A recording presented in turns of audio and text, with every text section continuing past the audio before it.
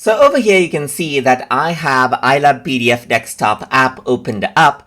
And now if I were to go to the help menu right here, you can see that I got different options. For example, I can go ahead and see about to see the version of the app that is installed right here, just like this, and access out, let's say for example, the different social media pages for it. Apart from that, you can see the terms and condition right here, which opens up the web page with term and condition right here. You can see the privacy policy right here as well.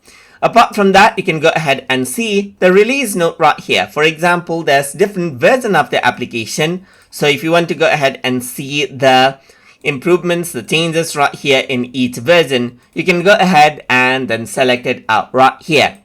Apart from that, you can go ahead and go for contact us if you want to go ahead and contact them out for some specific reason.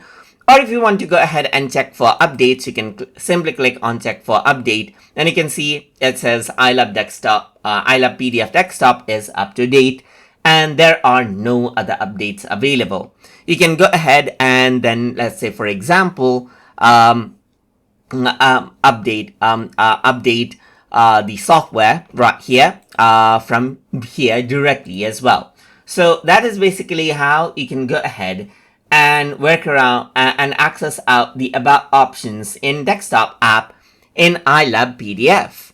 So I hope you guys learned something as always. And as always, please like, comment, share, and subscribe.